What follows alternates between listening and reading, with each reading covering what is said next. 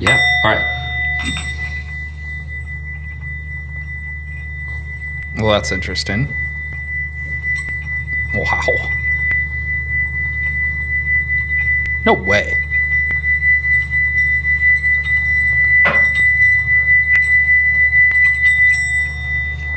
Kind of weird, right?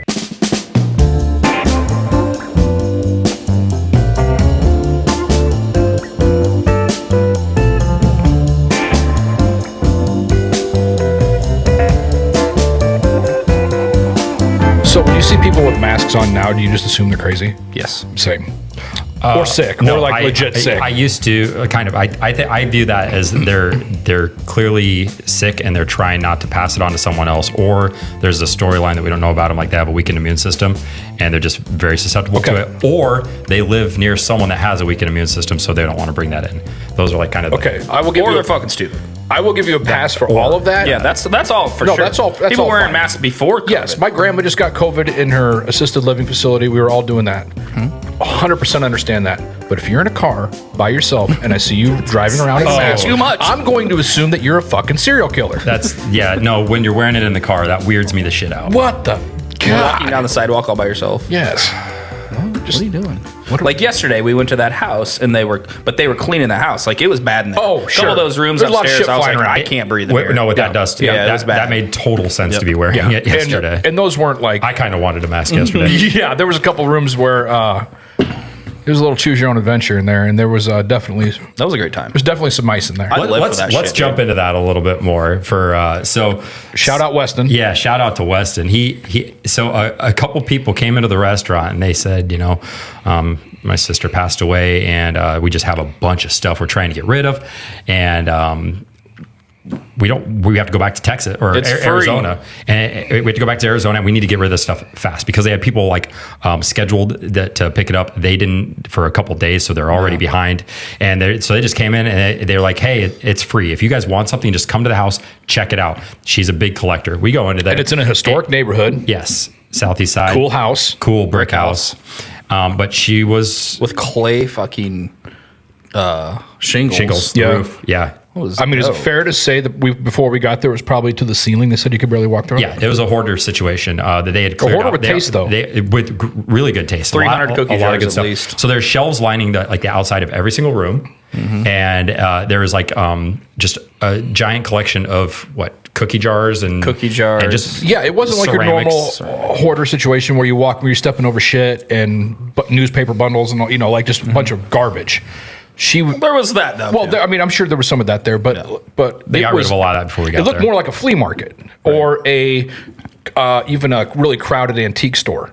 Yep. Just a bunch of really neat things. I got a really cool clock. Yeah, that thing was cool.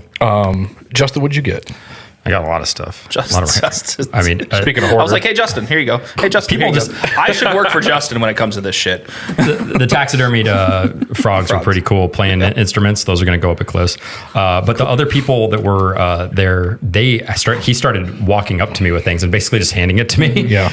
I was like, yeah, that's pretty cool. these were I'll take really, it. really nice people, and we're sorry for their loss. But what they were experiencing was just almost hard to put into words. I mean, this is a 2.5-story house, probably 3,000 square feet, and every single room Loaded. packed. There was rooms upstairs. We you saw couldn't 10% of it, probably. even- You couldn't even get into. There's so much stuff. And we saw what was already underneath and picked around over. it. Yeah, Yeah. and that was after it has been well picked over. I mean, the whole time we were there, they're loading up trucks to take out to I don't know what company it was, but it was some place that just saves furniture and then donates it and everything else. And they're just Wait, loading so trucks. there and was driving off furniture in this house? them. Yeah. They There took wasn't it out? one piece when There we walked wasn't in. when we were That there. was weird. No, I we think- were wondering where this lady I don't- freaking lived. Yeah, no, I think there was, but I think it's more like tables and like wooden stuff like that. stuff. I think she just sat on More a chair and places to smoked put cigarettes shit all on. day long. I mean, she Stared at her cookie jars. And ordered stuff off eBay. she loved eBay. Yeah, her daughter did say her that. daughter said Yeah. that's what started it. Is when eBay came around. That's when So, it It took went from off. manageable to crazy. Yeah. Here's what I learned yesterday when I was there.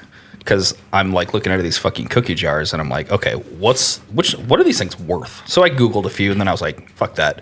I Googled most expensive cookie jar. This is funny. It's fucking Donald Duck.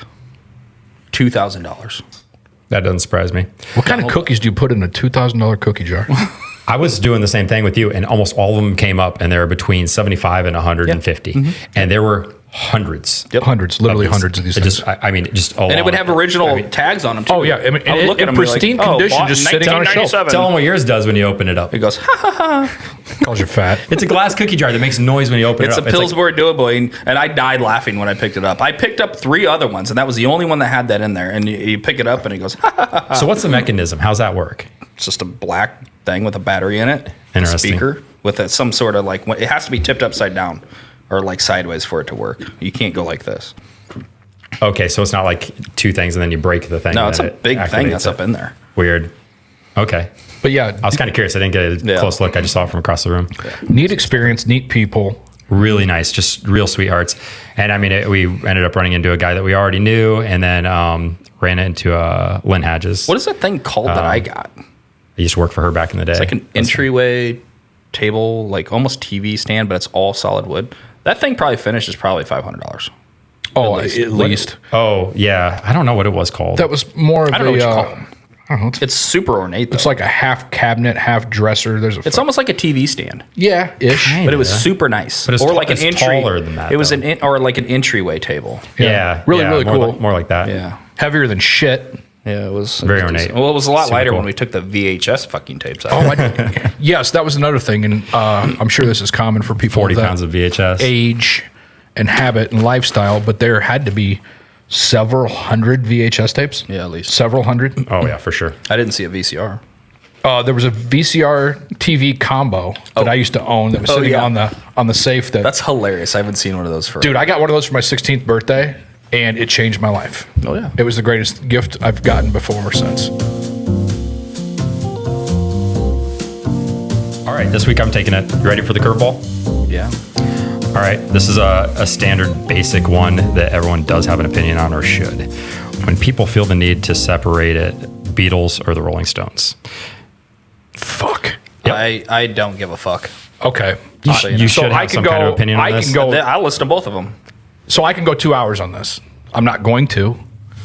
They're both great in their own right. But the Beatles have... What the Beatles did was perfect because it was quick and it was over. You know, they get Meet the Beatles in like 64.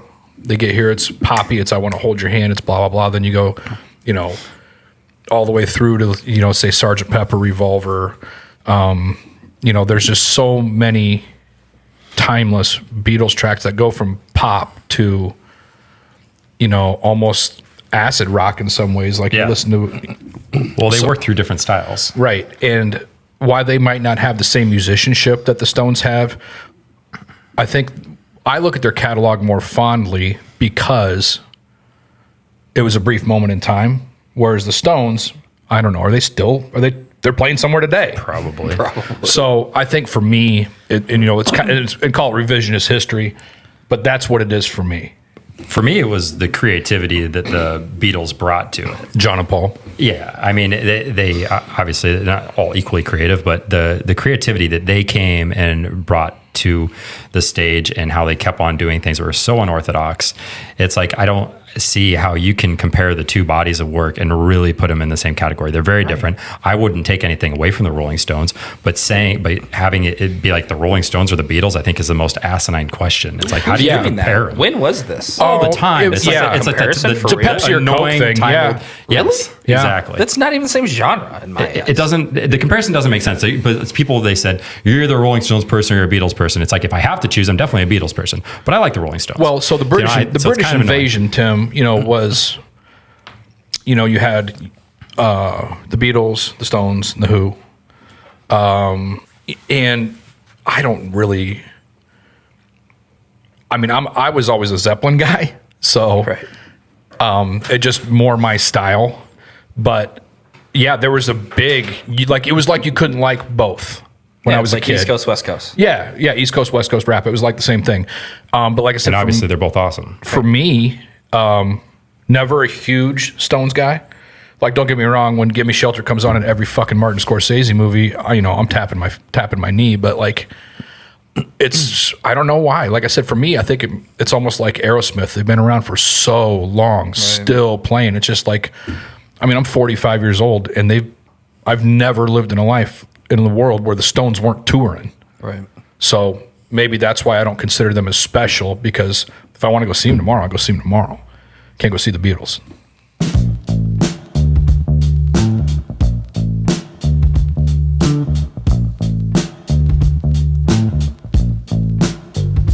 Okay, so we are now to the guilty pleasure portion of the program. Yes. Okay, so this is kind of taken a few different forms. We've talked about things we like to do, things we like to eat, just things that, you know, like you do alone shamefully, or things that everybody knows about, but just something that, you know, kind of something you spend a little bit of time doing every once in a while, or something that you crave every now and then. So who's going first? Well, do it. I can go. This is nothing I crave. Bring your microphone to your face.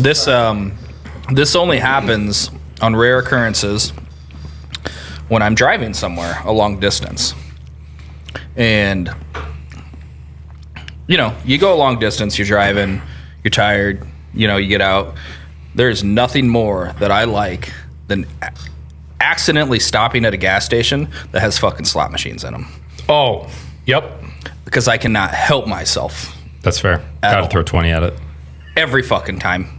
I mean, I'll put a $100 bill in that. I was gonna say, it doesn't yeah, matter. no. Like, zoinks.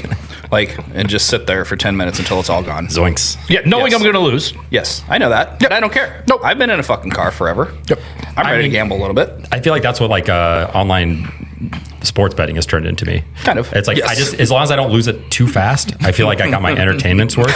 As long as it's cheap It's fun. like, little endorphin I have to kick, stretch it right? out, you know. And so it's not too fast. And I'm like, okay, Right. well, you know, it's like going to the casino. It's like you have a budget when you go to the casino. It's the same thing, If right? you're smart. You should have a budget when you go to the casino. Yeah, you should have a. Right. And this all stems from, you know, I used to spend a lot of time at the casino. A lot. And the funniest part about this is I never played slot machines.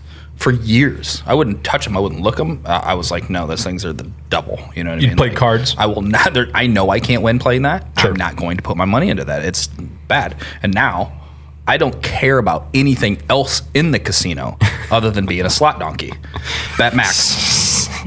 Slot donkey. Slot donkey, That could mean bet so max. many different things. If you play casino slots, you know what a slot donkey is. Get me It's the fuck out of here. Slot donkey. All right. So that's my guilty That's a pleasure. tough follow, Justin. That's what I was just thinking. I'm like, fuck, man, I really should have started off. Okay. All right. Well, I'm going to give you 2 minutes. I'll go. All right. Okay. So everybody in this room can tell you that I will stay up till 4 o'clock in the morning and spam you with Instagram reels that I think are funny, and you can either watch them or don't. I don't give a shit. But if it makes me laugh even a little bit, I send it to the masses. I get notifications at 3 a.m. from Kale. Oh, you have your notifications put on? Oh yeah. Oh, fuck. Okay, I didn't know. I'm sorry. I don't care. It doesn't. It's not very long. I don't have a single notification on my phone. Anyway, so I just recently learned through Reels that there are these weird motherfuckers out there called sovereign citizens that believe that laws do not apply to them. And so I've been watching traffic stops and courtroom cases of people claiming while they're sitting behind the wheel of a car on a uniform cop, what do they call them, cams, Yeah. that they are not driving, they are traveling. I feel Yep. like one of the They're first traveling. like videos, like once that kind of the reels or whatever started, was it was a girl and a guy that got pulled over and they were claiming they were sovereign citizens. I remember it was years ago. This blows Yeah. my mind. I said that to Kale. He's talking about it. I'm like, yeah, they're always traveling, right? Mm-hmm. Justin Instead was of arguing driving. about it. He's I like, was oh, so you've heard of mad. these people. I'm I like, was so mad that he was ahead of the game to me on this because I was fucking mind blown. So the Yeah, other you asked day, me about it the other morning. Oh, I know. I'm telling you, it's taken over my life. Like, 20 minutes a day. So the one the other day was I'm watching it and it's this fucking moron and he won't roll down his window. I don't answer questions, blah, blah, blah. And he's literally getting pulled over for not having a license plate on his car. Like, hey, if you just tell them you have your license plate or tell them, whatever, they'll tell you to fuck off, give you a warning and go home. It's not that big These a people deal. are asking for it because they want to have No, the they're looking for interaction. clicks. They're They want the they're trying to exactly. recruit. They It's want not the even real. interaction. Well, this guy went And to they're prison. They're usually pretty rude and condescending too, and the cops are usually pretty patient. And you're just kind of like, you're just kind of poking the bear. And it's But just these kinda like, guys, why are you doing that? it's people with absolutely zero knowledge of the law, arguing with judges and lawyers who do this for a living. I mean, and the best part about it is after they get arrested for being idiots, then they go to the courtroom and carry it further. So these guys are like, I'm going to represent myself. Of course they are. Oh, great idea. Yeah, good job. Great idea. Yeah, you're going up against the DA, who does this every day, all day for a living, and a judge who is going to be very strict That about was a DA. That was a DA who knows courtroom procedure, and you're trying to argue guilty or innocent at a fucking pretrial hearing because you don't have any legal training and you look like an absolute moron. So that's my new guilty pleasure. Swear to God, for the sake of your own sanity, don't go down that rabbit hole. Don't do it. Don't do it. All right, Justin. I think this might be unpopular for this because it might be really noisy and annoying, but I just came across this thing, and we did the big loud noises last week, and I was like, I'm bringing in a singing bowl, and I want to show you guys, number one, what the singing bowl is, and then that's going to get into guilty pleasure. So I'm killing two birds with one stone with my stupid little random rant. Fucking Carrot Top over here with the props. And, oh, yeah, all right. Well, that's interesting. Wow. No way.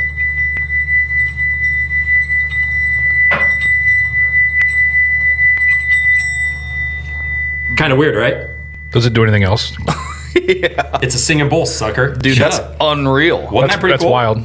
All right, so that gets me into my random little guilty pleasure of I go down reels, rabbit holes of like vibrations and like natural healing and frequencies and stuff like that. I think it's super like really interesting talking about like the frequencies, how they Frequencies can, like, for sure. frequencies, Especially music. Frequencies can kill like bacteria or parasites in your body that can cure cancer because that's like the main cause. They're like byproduct is like what causes cancer often. But frequencies, how good they are for you. And then say just like the connection between frequency and vibration, you know, how it's like, it looks like a ripple effect on how it floats and the reverberation and how it doesn't go too far away, because vibration is something like going back and forth, and the frequency is like at what speed it's doing it. And depending on the speed and the frequency of the vibration is depending on what it can potentially do. So you take different like frequencies and say you put it on a brass plate, and then it creates these shapes that are like mandalas, like the things that you see people, you see on the top of like Catholic cathedrals. You see it in stained glass. You see monoliths. You see it in like a bunch, all the religions. Like, and it's like they meditate to that, they pray to that.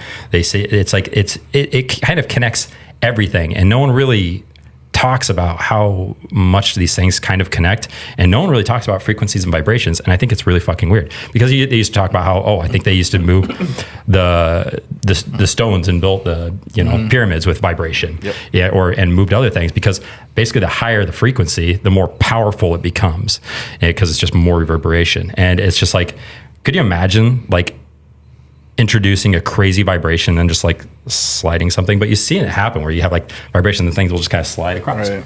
It's a really interesting thing. But then you take that and it can also heal you potentially. To circle back, was it Led Zeppelin that recorded one of their albums in that other frequency? There's like a frequency that like your body likes. Yes. In music today is not recorded in that frequency. Exactly. I didn't want to get into the conspiracy thing. Yeah. But I don't know if it's Led Zeppelin, but I feel like it was.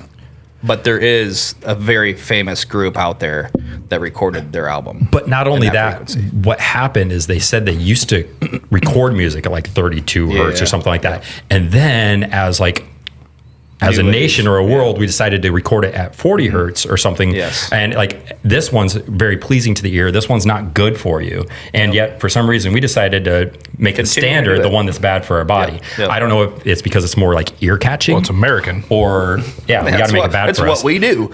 So the FDA was in charge of this. Exactly. I'm glad you brought that up because it is very interesting. And I couldn't find any really good reasons why they landed on that or even how you could change it and record all your music that way. Right. I don't understand frequency to that level, but I don't understand it at all. But I do understand watching a few clips and finding it extremely entertaining. It's and interesting. it just makes you realize how much we don't know, you know, and that's why I think it's kind of fascinating. That's why I don't like sitting next to Justin, because I realize what I don't know.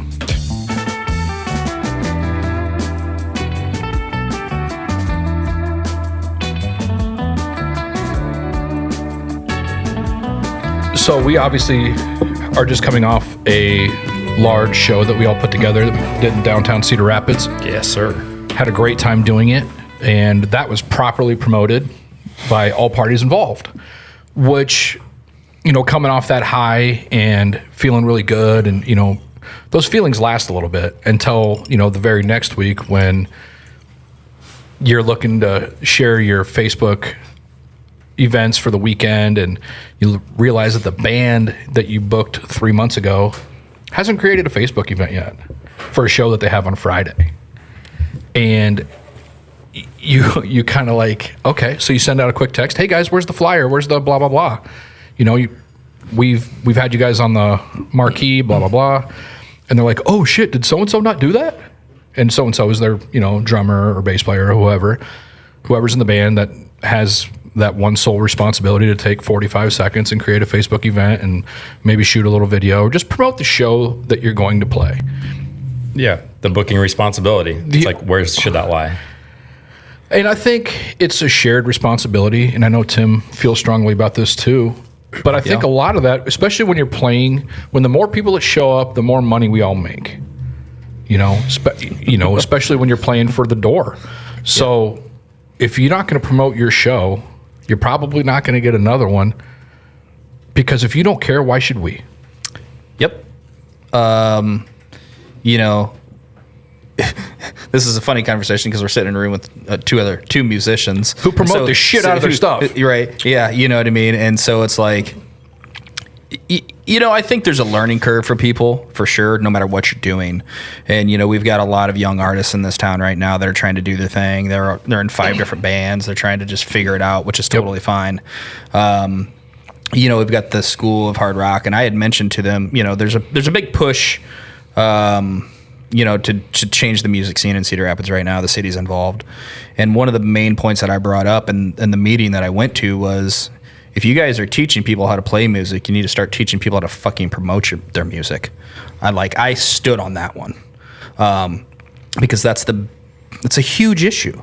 They think everything lies on the person that books them or the venue that books them. It's like, no, dude. Like, you have a responsibility to your people that are listening to your music, that you want to listen to your music in the venue. It's like, you show out and you do your job. You know, you're going to see the return on the investment there. But then that, you know, and then it gets in a situation where it's like us as, you know, promoters, so to speak, you know, where we're looking around like, well, they're not doing anything. And so it's like, do we need to have a contract? Do we need to start having a piece of paper for people to sign so they actually follow through? Well, then they get all, oh, I don't want to do that stuff. You know what I mean? Which I get it, but it's just like, you're putting us in this awkward position of wanting $500 to play, but you're not doing a goddamn thing to get anybody in the door. And it's just like, and then when you call them out, you know, oh, well, so-and-so didn't do it. And they don't want to be managed. So how do you hold them accountable? Exactly. Because they don't want to be like treated poorly. Like, you don't want to treat someone poorly, but also you want them to hold up their fair share. 100%. Because they want to make sure they're getting the money, but they don't give a shit if you lose money as a business. They don't give a shit. They don't even know how it is. And they don't understand also like the amount of sales that it requires, the risk make up for it. To make up for it. It's like, if you pay someone $500, if you do $500 in sales, that doesn't make up for it. You need to get $1,500, $2,000 in sales to make up for that, to offset. 100%. Well, in addition to the money that you would normally be making. So you need to bring and how many people money. is that to get that money? Right. You know what I mean? How much is the average person spending at your 2-hour event? The thing I used to say, when I was booking 3rd Street and running Chrome Horse, and there was times where we'd have 3,000 or 4,000 people on that property, inside, outside, upstairs, all the things. Sometimes simultaneously 3 different bands playing, and those bands would work so hard, and because there was competition, there were so many shows going on that if you wanted people to show up to yours, you had to give them a reason. You had to practice. You had to play music people liked. You had to look like you played in a band. You couldn't just look like you walked out of the crowd. You had, you needed something. You needed a little extra. And, it always cracks me up when I get a reel from a band or a request from a band that wants to play, and they're like, oh, and they send me a reel of them playing like bike night or, an event. And they're like, well, look how many people came. I was like, well, you played an event. Right. Can you be the event? Right. There's a very big difference. And I feel like a lot of that is lost. And granted, most musicians don't go to business school. And honestly, most of my friends that are musicians are running away from responsibility, not towards it. That's part of the part of the draw. They're drinking too much, smoking too many cigarettes, and but that's part of the draw of the life. It's the life. It's the life. Right. Yep. And it was my life for my 20s. What about the interesting dynamic of, like, obviously, we see what kind of our workforce is like these days, and it's like, is that same person trying to be a musician? Because holy fuck. Right. Talking about you, Davin. Love you. Love Davin. He's actually great. No, but there is a big difference between being an event and playing the event. And I think what most people don't understand, and most people never will, and that's fine. They don't do this. They don't have this cursed life. But it's very difficult, like you were saying, Tim, to reach into the register and hand somebody money when they didn't contribute. Right. If you book somebody and they're just playing for your crowd, what's the point? Yeah. You're playing for free, bro. Just risk. background music? Yeah. The idea is that here's some stage time. This is good for all of us, But that's where it goes into like what is the smart way to, because we're talking about the break even a little bit. What's a smart way as far as doing it? Should he be splitting the door? Should we be motivating him to only take the door and then we're never coming off of any, it's like depending on the draw and the crowd, I think you almost have to create different hybrids depending on the skill and the draw of the band. So booking it is a bit of an art. So I'm partially responsible for the struggle with cover in Cedar Rapids. In 2004, when we opened up the Chrome Horse, we started doing cover. We were instantly a hit in the live music scene. We had a pretty good budget. We were booking good bands. Our kitchen wasn't even open yet, so we didn't really have a whole lot to fall back on. When the kitchen opened up, we were serving ribs and steaks and, a little bit north of your average bar food, and people would come in and we were turning away 6 tops, 10 tops, 8 tops because they didn't want to pay a cover. Right. So now you're watching significant amount of money walk out the door. And I'm looking at the numbers and I'm thinking to myself, man, can we do this without charging cover? Because is the juice worth the squeeze? Where's the line of diminishing return? And so we ended up 86 in the cover. I'm sorry, 86 is an industry term. We got rid of the cover. And that hurt Cedar Rapids for decades because we were the main attraction when it came to live music, and then we started giving it away. Right. Yep. And in the 20 years since then, I have done a complete 180 in my opinion, because I don't believe music should be given away. And I don't believe that, and truthfully, if you don't think you're good enough for people to pay to see, what are we talking about? Right. What are we doing? So, you know what I mean? So, like I said, there's definitely a duality of the situation. Yeah. The garage practice. Yeah. So it's just, it's a really convoluted situation, and something that, hits me between the eyes about once a month, or I book a band and the Hawkeyes move their schedule, and then, it's just always something. Oh, it's always something. Yeah. You try not to book over anything, really, because it's so hard. Mm-hmm. It's a lot more challenging than just texting somebody and saying, hey, do you want to take the gig? There's a lot more behind the scenes than I think most people realize, because, our friends here are all in bands. So it's like being in a marriage with 6 people. It's got to work for everybody's schedule. You got to play the music you like. But like I said, at the end of the day, somebody needs to be your PR person, for Pork Tees. Right. We know that's Mike. And he does a hell of a job with it. There's a lot of bands out there that do exactly what they do. What separates them? The video, the promotion, the stage presence, the equipment, and all that comes from money that's generated. They have monetized YouTube. They really have that part of it down. For a bunch of guys that play music that other people write, right?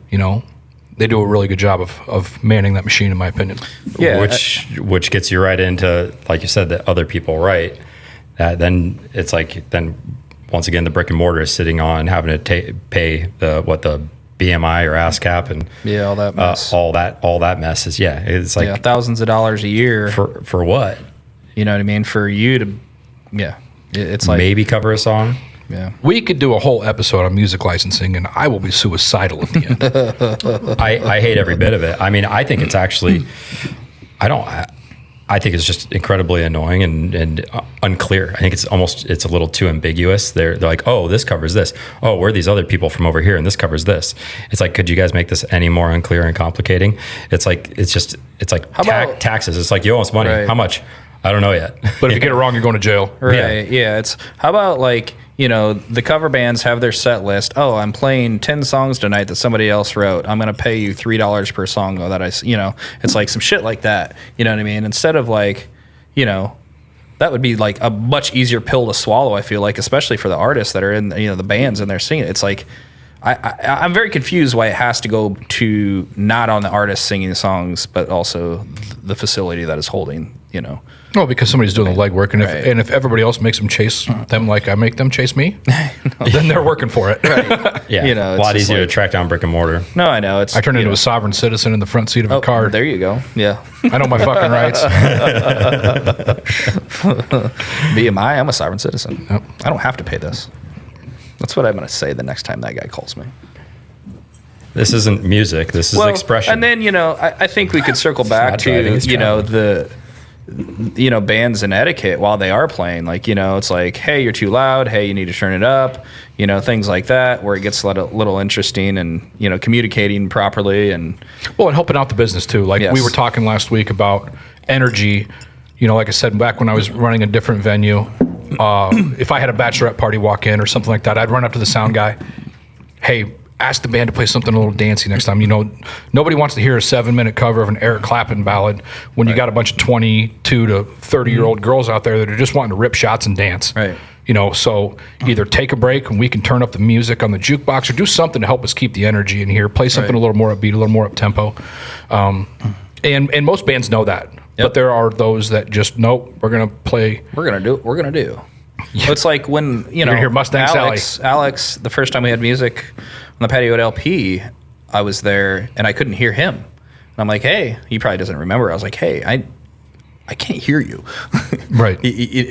And you had to turn your mic up a little bit. At LP? Yeah, when you played outside with How's Your Sister? How's Your Sister? Oh, how's Yeah. your sister? That shit was great. And it was great. That was a fun show. But you guys started and your mic just wasn't up enough. And like all I could hear was everything else but you. It was always a guitar But band. no, but whatever, you know what I mean? Thanks, Kelly. But it's those things. I was able to go to Alex and say, "Hey man, this is a thing." And I was like, "Oh, cool, no problem." It's not always that pleasant.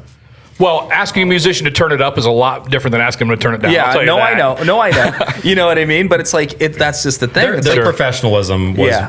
way above and beyond. Yes. And most of them, though, they did a great job with branding. Their flyers No, were yeah. Fun super, name. super cool. And then you had Chris that's like on his Chris Jackson Yeah. on his keyboard and like doing some cool ass mixing and just like bringing some fun energy to it. I mean, it was pretty well polished. Right. And they were just playing on the patio, just on the corner there, and it was fun. Right. I really, really enjoyed that. But I mean, then the next time running in place, with the suits. No lie. The suits and stuff. I mean, you guys yeah. actually do what you're kind of signing Hey, you on branded for. it. You put on the show. You look the part. You do the things. It's like not everyone does that, and it's just more people need to realize that responsibility of if I'm being paid to do X, then I should be providing Y. Mm-hmm. And I think that they're just. Some people just are kind of They don't lazy. They take it want a fucking paycheck. seriously. Well, they I think- they don't take it enough. Right. Yeah. They're there to play what they want to play. But like I said, there's, like talking about Alex again here too, there's something to showmanship. Part of being a rock star was wanting to see rock stars do rock star shit. I know I can't do that. Dude, go up there and fucking throw it down. I want to see you perform your art to the highest level you can perform it. Right. And that's where I've always been with it. But like I said, it gets a little goofy when the rubber doesn't meet the road financially because, that's if Which is like always. which is like always, yeah. Yeah, we're running a music charity. Yeah. Yeah. Yeah. We're literally running in place. Hey yo. All right. Well, we can probably put a bow on this motherfucker now, can't we? I didn't hear it, but I played a rim shot. Oh, nice.